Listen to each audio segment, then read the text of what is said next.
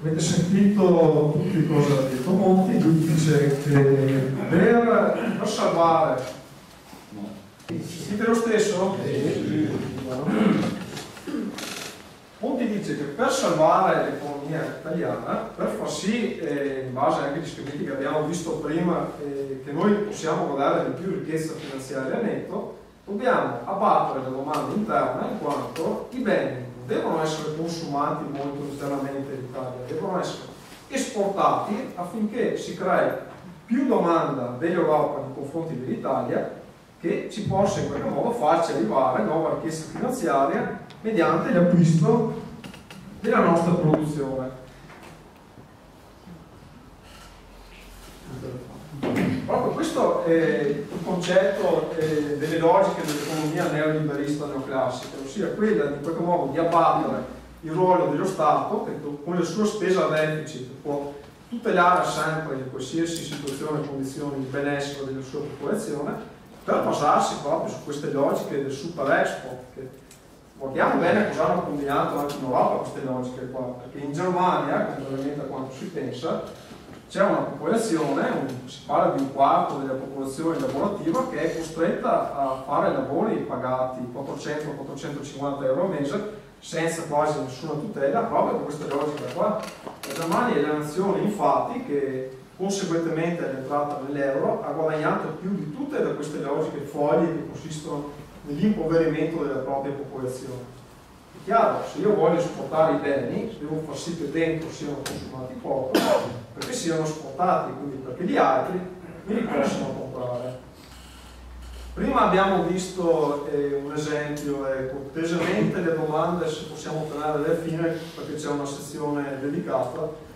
Riprendiamo. Prima abbiamo visto l'esempio di uno Stato a moneta sovrana, di come funzionano i bilanci di spesa di uno Stato a moneta sovrana. Adesso vediamo un'altra cosa. Adesso non c'è più lo Stato sovrano in Europa, c'è l'Eurozona. Quindi al vertice di questa piramide non c'è più il governo democraticamente eletto in qualsiasi popolo europeo che possa spendere infinitamente il suo denaro e metterlo dentro il nostro settore. No, adesso in cima alla piramide c'è la BCE, la Banca Centrale Europea, che è composta dalle 28 banche centrali dei paesi dell'Eurozona, la quale immette per statuto e per trattato ricchezza finanziaria da nulla. Ma a chi la dà questa ricchezza?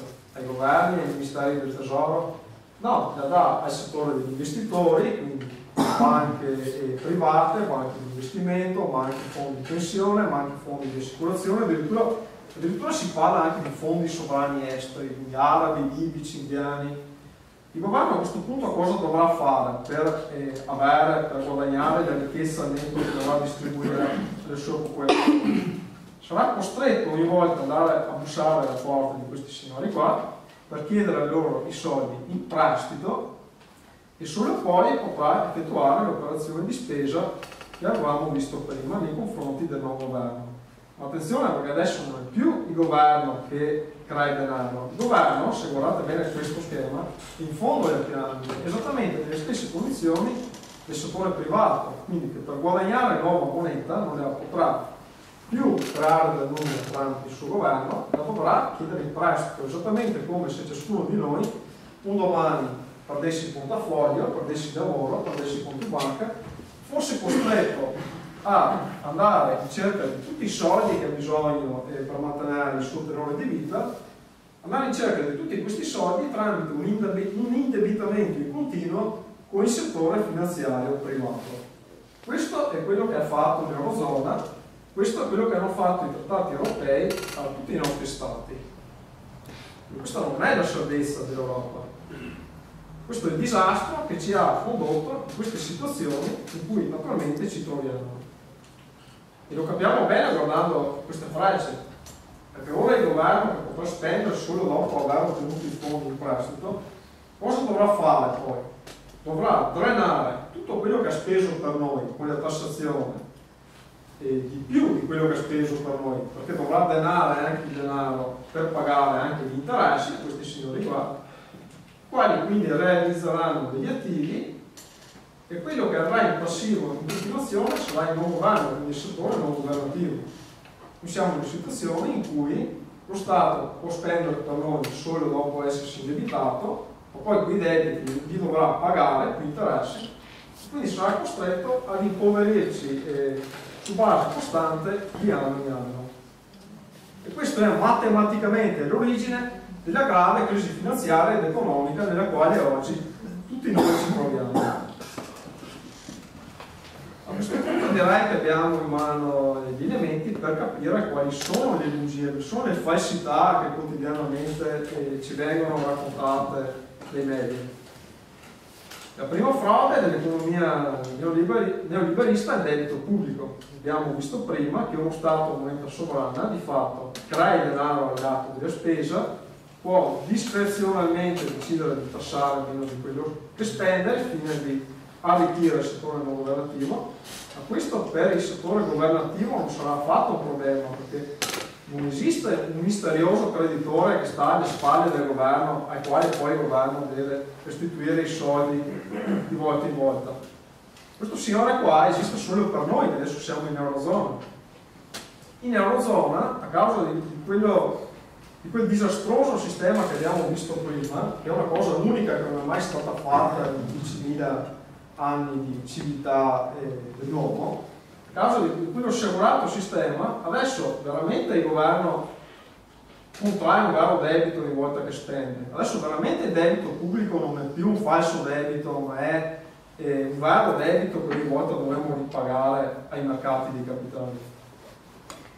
E questa cosa del debito pubblico come falso problema la conferma anche Alan Greenspan, che è un economista neoliberista, pensate, ex governatore della Fed, cioè la banca centrale americana, quale dice questo, poi lo sentiremo anche da vivo. Gli Stati Uniti, che sono un paese sovrano, non possono fallire, possono pagare ogni debito che si autoimpongono di emettere, ogni titolo di Stato che emettono, proprio perché possono sempre emettere moneta per ripagare i loro debiti. Il debito pubblico, quindi, essendo la differenza tra ciò che il governo spende per noi e ciò che il governo tassa, non rappresenta affatto il debito della cittadinanza, di noi il settore non governativo, rappresenta la nostra ricchezza di uno Stato a moneta sovrana. Lo vediamo bene da questi schemi, questo è un grafico tratto realizzato con dei dati tratti dal Fondo Monetario Internazionale, la data dell'FMI, che fa vedere bene proprio nel caso dell'Italia, come negli anni 90 l'Italia effettuasse delle alte spese a deficit da parte del governo, e ciò matematicamente si traduceva in un attivo per il settore non governativo, proprio per quello che abbiamo visto prima. Quando il governo mi dà di più di quello che mi toglie, crea il mio attivo, che è speculare il suo passivo, non crea il mio debito. Lo vediamo anche con i dati di Banca Italia. Questa è una relazione dell'anno 2009 in cui Banca Italia fa anche un piccolo passo in più, suddivide i tre settori che abbiamo visto prima in altri settori, quindi famiglie, imprese, amministrazioni pubbliche, istituzioni finanziarie e non, il resto del mondo. Vediamo bene come la somma dei flussi di denaro che circolano tra questi settori è fino sempre a zero. Quindi, se qualcuno può essere in positivo, se qualcuno può dare di attivi, in questo caso le famiglie, ci dovrà necessariamente essere qualcun altro che spende il passivo, quindi che spende di più di quello che incassa. In economia c'è sempre un gioco dove c'è sempre qualcuno che perde e qualcuno che vince. Non possono mai vincere tutti quanti. Non può mai essere che il governo riesca ad abbassare il debito pubblico, riesca ad avere attivi e contemporaneamente arricchire la popolazione o il resto del mondo. No, perché il denaro non fa altro che circolare all'interno di vari settori. Se qualcuno perde, necessariamente dovrà esserci qualcun altro che guadagna e viceversa. La seconda frode è quella delle tasse, quella che afferma che il governo, anche un governo sovrano, raccoglie i fondi di cui necessita per spendere tassando o emettendo dei titoli delle obbligazioni. Cosa assolutamente non veritiera, lo capiamo bene proprio da questo schema qui. Cosa succede se il settore governativo, se il governo di fatto non emette, non spende nulla per noi non governo? Se qui dentro avrò zero, come fa il governo a venire da me cittadino, da me settore non governativo, a chiedermi dei soldi per poi poter spendere? Come può essere vera questa situazione qua, che le tasse di fatto finanziano la spesa dello Stato? Non è vero. Uno Stato a moneta sovrana, il governo prima lo deve creare, prima lo deve spendere, solo poi lo può raccogliere dal nostro settore. La stessa cosa con i titoli. Io non posso raccogliere denaro né tassando né vendendo titoli se per primo non l'ho speso, non l'ho creato, non l'avrò speso per rimetterlo qui dentro. A questo punto qualcuno potrebbe dire: ma perché il governo tassa poi emette titoli? Il governo tassa per tre motivi molto importanti. Il motivo più importante è quello che consiste nel dare valore alla valuta, alla moneta che emette. Perché praticamente se io governo spendo la mia valuta, ma poi non ne partendo il riscatto, a questo punto la moneta che valore ha per noi? Io potrei anche dire: ma per eseguire le transazioni ne uso anche un'altra, invento una mia. Uno Stato si potrebbe a questo punto sfaldare in una serie di microstati, di microferri, perché comunque lo Stato, il governo che ha emesso la valuta, non ne partende il riscatto. Nel momento in cui lo Stato partende il riscatto della moneta con le tasse, ecco che allora tutti gli attori economici di quello Stato saranno interessati a procurarsi la moneta vendendo il loro lavoro, i loro servizi, al fine di procurarsela proprio in primo piano per pagare le tasse. Perché se io non pago le tasse, dentro questo Stato qua, io non ci posso vivere, io non avrò accesso alla sanità, ai diritti, al lavoro. Quindi la prima funzione è proprio quella di dare valore alla valuta.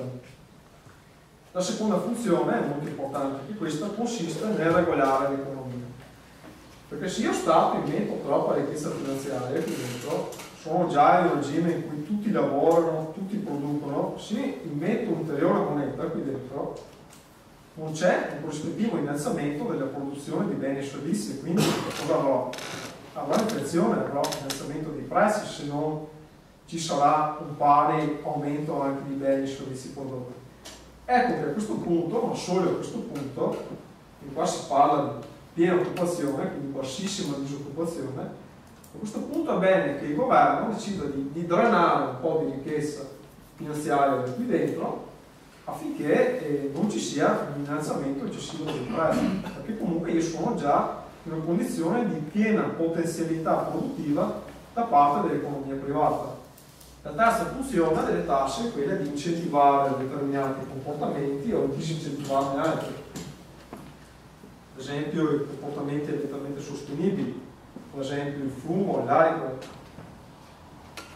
E questa cosa non la diciamo solo noi, la dicono anche economisti, alcuni economisti della corrente principale, quali Ben Bernanke, ex presidente della Banca Centrale degli Stati Uniti, i quali in un'intervista del CBN ha detto proprio questo al giornalista che lo intervistava.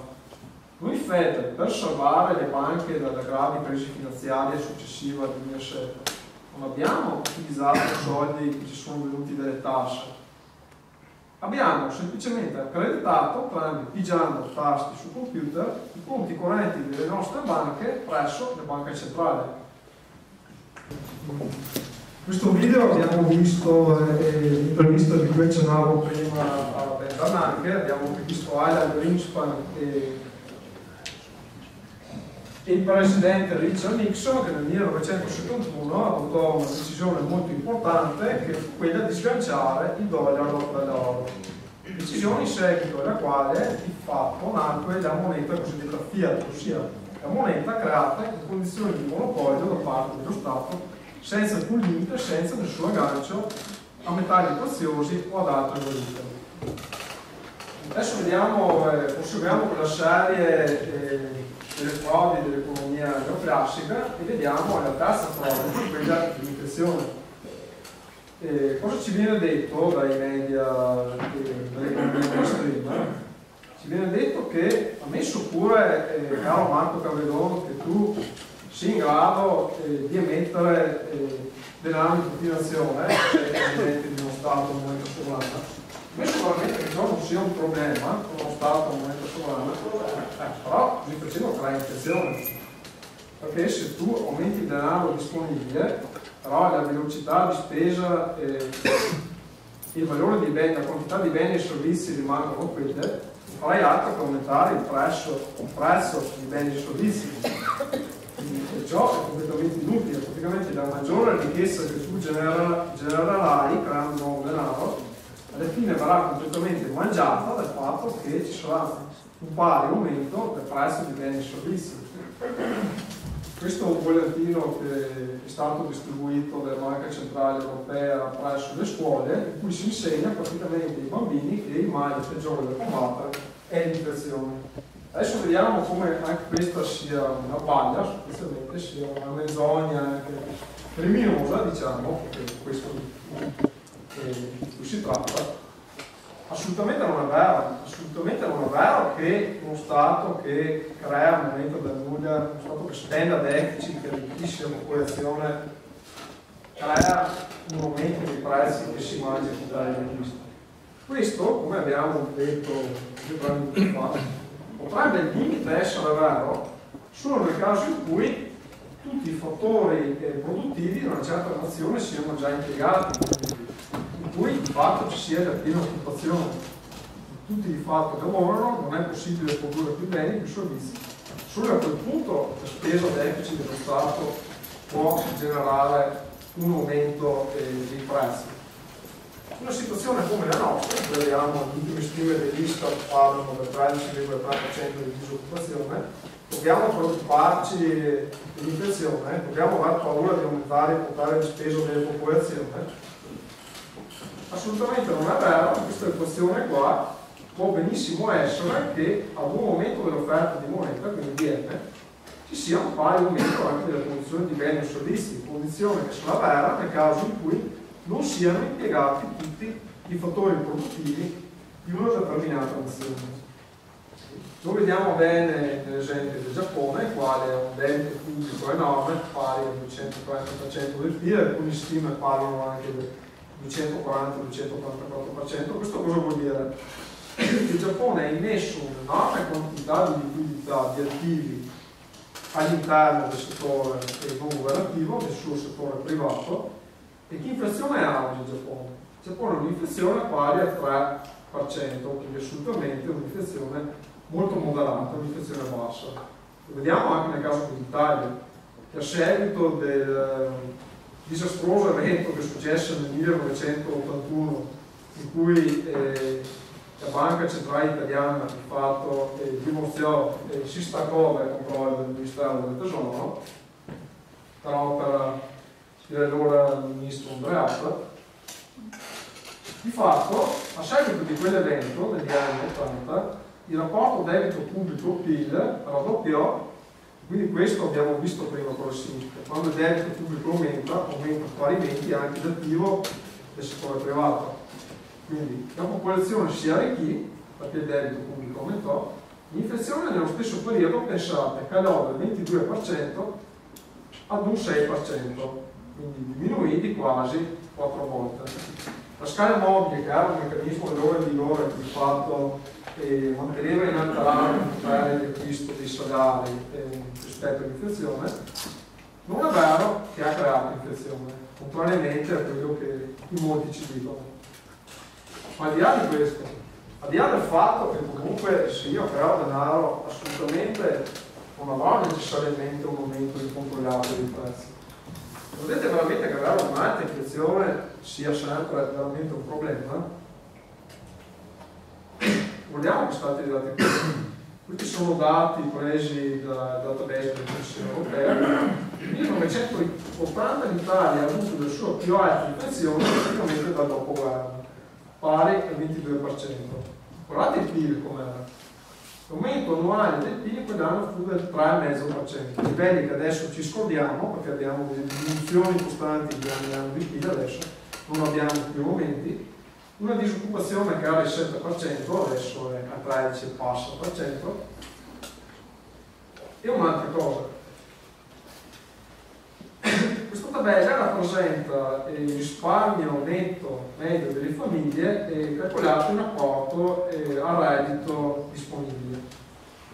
Nel 1980, quando l'Italia ha avuto le sue più alte inflazioni, l'Italia di fatto era la nazione al mondo che aveva il più alto risparmio privato delle famiglie, pari al 25%, pensate, più alto di quello della Germania, del Giappone e dei paesi del nord Europa.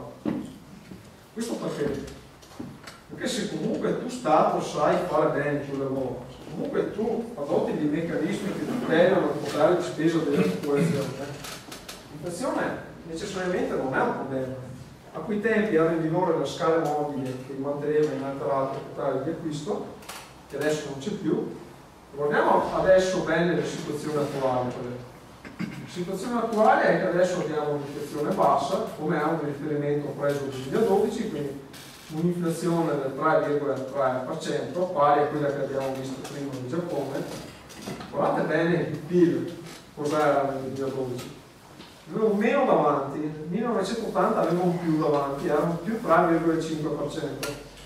Disoccupazione assolutamente, anche questo è un dato peggiorativo, è aumentato di 3 punti percentuali rispetto al 1980. Guardate bene il risparmio medio delle famiglie, cos'era nel 2012. Adesso siamo in Eurozona, abbiamo uno Stato che si impoverisce di anno in anno sempre di più, che tenta di eseguire dei pareggi di bilancio, quindi di lasciarci zero di ricchezza finanziaria netto. E quali sono i risultati? Nel 2012 la nostra ricchezza finanziaria era pari a quasi 4%, 3,6%, quindi più di 6 volte inferiore a quella del 1980, nonostante avessimo un'inflazione del 22%. Altra grande bugia che ci viene raccontata da tutti i media, in maniera anche molto arrogante, perché molti che tentano di dire quello che sto dicendo io riguardo alla svalutazione vengono spesso insultati brutalmente dalla televisione. Altra baglia che ci viene raccontata è quella del rapporto pari pari tra svalutazione e inflazione. Ci viene detto che se noi usciamo dall'euro ci sarà una svalutazione del 20-30%. Parimenti ci sarà un'inflazione che nel momento dei prezzi del 20-30%. Vediamo bene se veramente stanno così le cose. Il Giappone, ad esempio, circa verso aprile-maggio del 2013, mise in atto una forte svalutazione della sua valuta rispetto al dollaro, cioè il yen, con picchi che hanno toccato il 26%. Guardiamo bene l'inflazione che andamento subì nello stesso periodo. L'inflazione nello stesso periodo fu negativa, quindi addirittura i prezzi si abbassavano, per poi salire a livelli comunque inferiori al 1%. Questo perché? Perché se io svaluto la valuta ci può essere un aumento dei prezzi per i beni che io acquisto dall'estero. La determinazione finale del prezzo non è legata solo al prezzo delle materie prime, perché poi quelle materie prime io dentro il mio paese le lavorerò a rendere il prodotto finito, quindi nella determinazione del prezzo finale non incideranno solo i prezzi di ciò che acquisto all'estero. L'Italia in particolare è un paese che, pensate, in Sardegna c'è la più grande raffineria di petrolio, della SAS, tutto il Mediterraneo. Vediamo anche nel caso dell'Italia, perché nel 1992 è successa una cosa ben peggiore a quella ipotizzata nel caso in cui uscissimo dall'euro. Nel 1992 l'Italia uscì dal sistema monetario europeo, che era un sistema che legava la nostra valuta, la lira, a quella delle altre valute europee, in un rapporto di cambio semifisso. Uscì da questo sistema a causa di una svalutazione compiuta da uno speculatore di nome George Soros, e sperimentò una svalutazione della lira da novembre 92 a inizio 93 c'era circa 30-40%, nell'anno successivo aumentò ancora di più, arrivò al 50%. E cosa pensate che successe nello stesso periodo? Che ci fosse stata un'inflazione del 50-60%? Assolutamente no, nello stesso periodo l'inflazione dell'Italia diminuì. Nel 1993 diminuì di mezzo punto rispetto al 1992 e calò ancora di più nel 1994. Quello che invece aumentò fu il saldo delle partite correnti. Il saldo delle partite correnti praticamente rappresenta il saldo di un paese col settore estero, quindi una grossa voce di bilancio che include questa voce è il saldo commerciale, quindi la differenza tra importazione e esportazione. con una valuta svalutata di fatto dopo il 1992 l'Italia, dopo anni in cui aveva un deficit nei confronti dell'estero, si ritornò ad avere dei surplus nei confronti dell'estero, che tornarono, guarda caso, a calare dopo il 1996, anno in cui rientrammo all'interno dello SME.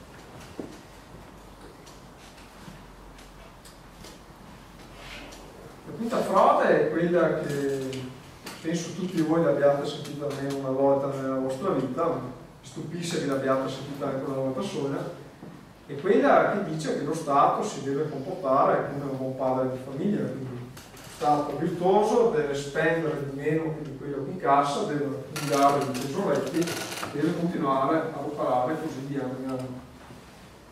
Abbiamo visto tutti gli esempi prima che questo assolutamente non è la funzione dello Stato, perché lo Stato non è paragonabile al privato.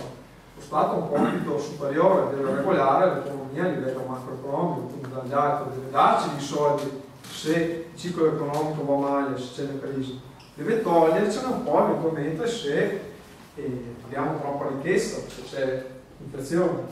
Questa è una cosa che si verifica molto molto raramente. Comunque assolutamente non è vero che l'Italia è stato un paese spendaccione, lo vediamo nei dati della Ragioneria Generale dello Stato, i quali testimoniano come dal 1960 al 1990 quasi l'Italia di fatto spese sempre in rapporto al PIL meno rispetto alla media degli altri paesi europei. L'Italia è in linea verde, la media dei paesi europei è in linea viola, per poi salire leggermente dopo il 1990. Comunque sempre quasi in linea con la media europea. Perché cosa ci dicono i media oggi? Se uno fa credere che gli altri erano qui, noi eravamo qui. Assolutamente non vero, l'Italia non è mai stato uno Stato che ha speso troppo rispetto al prodotto interno lordo, al PIL. Ci viene detto che il problema dell'Italia sono gli sprechi, i costi della politica sono troppo elevati, se recuperassimo quelli risolveremo tutti i problemi, ma guardiamo bene cosa incidono veramente le spese per la politica, che sono queste qui, queste sono le spese per gli organi della politica nel 2012, quindi qua dentro c'è tutto, c'è Camera, spese per la Camera, per il Senato, per le province, per i comuni, per le regioni, non si arriva a nemmeno 6 miliardi di euro.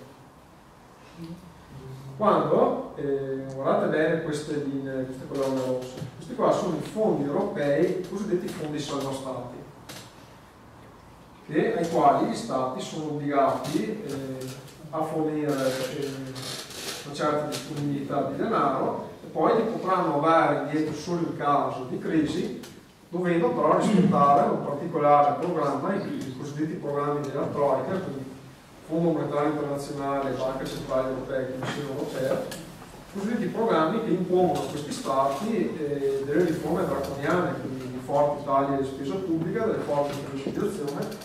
Sono quelle stesse manovre che hanno ridotto la Grecia, la Spagna e l'Irlanda a livello in cui oggi sono. E le spese per questi fondi nel solo 2012 dell'Italia sono state, vediamo bene lo schema, sono state circa di 30 miliardi di euro, quindi molto superiori alle spese della politica. Per poi salire ancora di più nel 2014, qua, sommando 46 miliardi, 14 miliardi, si arriva a 60 miliardi che sono stati dati a questi fondi nel 2014, ma non sono certo, non è certo questa è la voce peggiore che riguarda i nostri contributi dell'Unione Europea. Andiamo bene a vedere cosa siamo costretti a pagare come interessi passivi sul debito pubblico. Sono delle stime che sono state fatte da Sole 24 Ore, i quali affermano che nel 2015 pagheremo 100 miliardi per gli interessi passivi sul nostro debito pubblico. E altro le spese degli altri più della politica. Attualmente la spesa è di circa 90 miliardi all'anno. E per quanto riguarda la partecipazione al bilancio dell'Unione Europea, anche qui assolutamente ne parliamo, non ne guadagniamo, perché negli ultimi anni, qui vediamo i dati del 2013, l'Italia riceve meno rispetto a quello che dà ai fondi strutturali dell'Unione Europea. Nel 2013 l'Italia ha dato 17 miliardi e passa al bilancio generale dell'Unione Europea, ne sono tornati indietro per attivare le risorse di fondi strutturali 12 miliardi, quindi abbiamo un deficit anche qui di 5 miliardi. Ma anche qui questa non è neanche questa la voce peggiore. La voce peggiore probabilmente è proprio questa qua che vedete adesso, cioè l'avanzo primario. Cos'è l'avanzo primario? Lo spiego subito. L'avanzo primario è l'operazione di spesa dello Stato che include queste voci. Include la spesa annuale dello Stato. La tassazione è praticamente la differenza tra spesa dello Stato annuale e tassazione, escluse però le spese per pagare l'interesse sui titoli di Stato, sui titoli di debito pubblico. Dopo il 1992, a seguito dell'adesione al Trattato di Maastricht, l'Italia iniziò ad operare in regime di avanzo primario, quindi di fatto il governo iniziò a totalizzare degli attivi di anno in anno, che però, abbiamo visto prima, quando il governo fa degli attivi, causa dei passivi al settore privato, che sono tutte risorse che sono state drenate per rispettare i vincoli europei, sono tutte risorse che poi sono andate a pagare quei famosi interessi che abbiamo visto prima sul debito pubblico, non solo a banche italiane, ma anche a banche straniere, anche a Deutsche Bank, anche a fondi di investimento stranieri. E si parla di una cifra di una tassazione occulta che arriva quasi a 700 miliardi di euro. E guardiamo anche questo dato che è molto interessante. Conseguentemente all'adozione dell'euro dopo il 2002, di fatto noi non abbiamo più una valuta sovrana, di fatto noi contraiamo sempre dei debiti in quei mercati di capitali che dovranno essere ripagati. In più i forti vincoli che abbiamo dell'Unione Europea impediscono allo Stato di spendere molto deficit per arricchire il nostro settore. Lo vediamo bene da questi dati, il fatto della ricchezza e della popolazione dopo il 2007 si arrestò per adottare un aumento crescente, quello che nello stesso periodo crebbe in maniera costante, l'indebitamento privato del CGA di Mestre stima che dal 2000 al 2012 l'indebitamento medio delle famiglie crebbe del più 140%. Questo perché? Perché quando tu settore privato non hai più il deficit del settore statale, il deficit pubblico che ti arricchisce, necessariamente i soldi devi andare a cercare da altre parti. In questo caso ha aumentato a dismisura il debito privato. E per quanto riguarda il saldo delle partite correnti, cosa è successo con l'introduzione dell'euro? Allora, ricordo che il saldo delle partite correnti è quella voce che include tutti gli scambi finanziari con l'estero. Una voce di spesa molto importante qui è aeroporto, import-export. Poi ci sono anche altre voci, c'è il trasferimento di redditi di lavoratori, c'è anche il reddito da capitale. Comunque questo è quello che è successo dopo l'ingresso nell'euro. Noi prima dell'ingresso nella moneta unica eravamo qui, questa è la seconda linea, la linea viola, avevamo un saldo positivo delle partite correnti, quindi di fatto guadagnavamo dall'estero, non perdevamo. Guardate bene dove era la Germania nel stesso periodo. La Germania è questa linea fucsia che è sotto qui. La Germania in quel periodo era in passivo, quindi di fatto era indebitata nei confronti del settore estero. Guardate bene quello che è successo poi. Questa è la Germania adottò una moneta sottovalutata rispetto al marco e distrusse in termini di competitività tutte le altre economie europee, anche per altri motivi, anche per le riforme arsi di lavoro, di cui poi parleremo, e questo è quello che è successo. Tutte le altre economie di fatto andavano in rosso, e poi risalire lievemente verso la fine dell'ultima serie d'anni. Quella che ne guadagnò fortemente in termini di competitività la Germania. Non fu un caso. Fu un caso che il presidente Helmut Kohl, quando era al governo, insistette molto che l'Italia entrasse in questo sistema.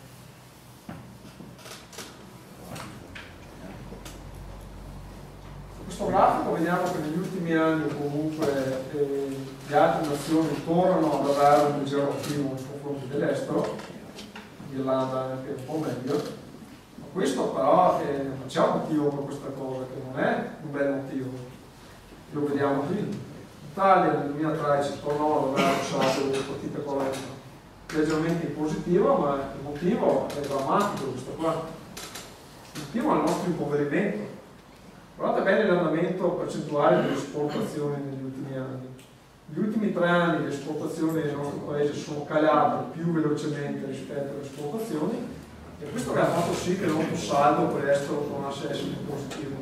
Il fatto che il nostro potere di acquisto è stato così abbattuto che noi abbiamo addirittura diminuito anche in termini assoluto le nostre importazioni rispetto agli anni precedenti. Il motivo è l'impoverimento delle nostre popolazioni. Ci viene detto in continuazione che l'Italia della diretta era un paese scavagnato, non competitivo e distrutto in termini di competitività di PIL da tutte le altre maggiori nazioni del mondo. Assolutamente non vero. Nel 1990, nonostante tutti i problemi che avessimo avuto sempre a causa dei trattati europei, perché allora non c'era l'euro, c'era il sistema monetario europeo, nonostante ciò l'Italia era il quinto paese al mondo in termini di prodotto interno lordo, superiore anche alla Gran Bretagna e circa gli stessi livelli della Francia, e solo leggermente inferiore alla Germania. Questa è la situazione del 2013, l'Italia perde posizioni, finisce anche dietro a paesi quali l'India e la Cina e finisce dietro anche alla Gran Bretagna. Quindi assolutamente l'euro non ci ha portato nessun vantaggio in termini di prodotto interno lordo, di livello internazionale, ci ha impoverito.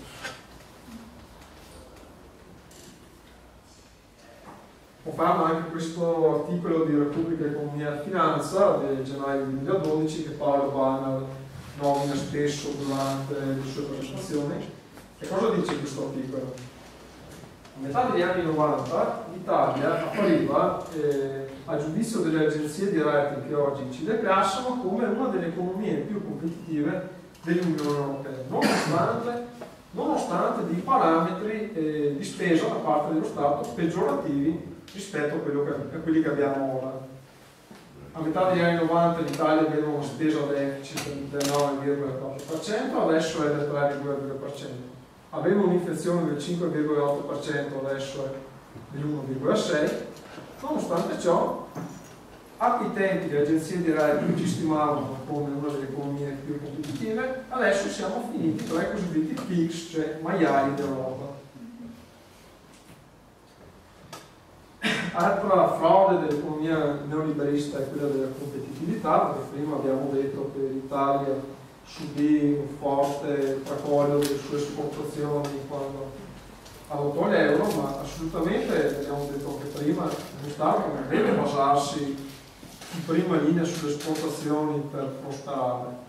Lo Stato deve innanzitutto tutelare la domanda interna, quindi il benessere delle sue popolazioni, perché per essere competitivo posso far sì che la mia popolazione sia molto ricca e consumi molto internamente i miei prodotti, perché i prodotti li devo esportare. L'economia neoclassica ci dice che una nazione che non è competitiva con l'estero è una nazione destinata a vedere i suoi parametri macroeconomici peggiorare sempre di più. Assolutamente non vero, lo vediamo con due casi classici. Lo vediamo col caso dell'Australia, paese ricchissimo di materie prime, che ne esporta moltissime e che importa prodotti finiti. Bene, l'Australia dal 1980 ai tempi nostri, quindi nel giro di 34 anni, ha realizzato di anno in anno sempre dei deficit nei confronti con l'estero, quindi si è indebitata sempre di più con l'estero. Guardiamo bene l'andamento degli altri parametri. Il PIL è sempre stato a livelli ragguardevoli, mediamente intorno al 4%, la disoccupazione è a livelli che noi oggi ci scordiamo perché è inferiore al 6%, cioè più o meno lo stesso livello che ha oggi la Germania. Quindi assolutamente avere dei surplus nei confronti dell'estero non è necessario, non è un qualcosa che determina la vita e la morte di uno Stato a moneta sovrana. Stessa cosa la vediamo con la Nuova Zelanda, anche qui forti deficit nei confronti dell'estero, Interessante notare proprio una cosa molto curiosa come quando ci sono i picchi di deficit nei confronti dell'estero, sembra addirittura certe volte che gli altri parametri macroeconomici migliorino. Lo si vede bene in questo caso nel 1984, quindi un picco di indebitamento con l'estero è corrisposto a un picco di aumento annuale di prodotto interno lordo. Lo vediamo anche qua, in cui ha un forte deficit commerciale con l'estero c'è stato parimenti una diminuzione della disoccupazione. Quindi assolutamente per uno Stato moneta sovrana finanziare anche un deficit estero non è un problema. Vediamo l'ultima frode che riguarda le liberalizzazioni. Quindi ci viene detto che uno Stato è lo Stato inefficiente, generalmente quando i servizi principali più importanti sono in lo Stato tutto ci costa di più perché tutto viene gestito con maggiore inefficienza, con più sprechi. Assolutamente non vero, vediamo bene cosa è successo proprio nel caso dell'Italia. Dopo il 1994, più o meno da metà degli anni 90, sono stati privatizzati tutti i settori più importanti dei servizi del nostro paese, quindi assicurazioni, servizi finanziari, trasporti, autostrade, prodotti farmaceutici, telefonia. Guardate bene come è stato l'andamento dei prezzi rispetto al 2011. I prezzi sono tutti aumentati, a volte anche di più del 100%, tranne che per i prodotti farmaceutici e la telefonia. Quindi assolutamente non c'è stato quel grande vantaggio che ci è stato promesso. Notare tra l'altro che per quanto riguarda il settore energetico e della telefonia, i prezzi sono diminuiti sì, ma a fronte di forti licenziamenti in quei settori e di mancati investimenti nell'infrastruttura, mentre per i prodotti farmaceutici il risultato è stato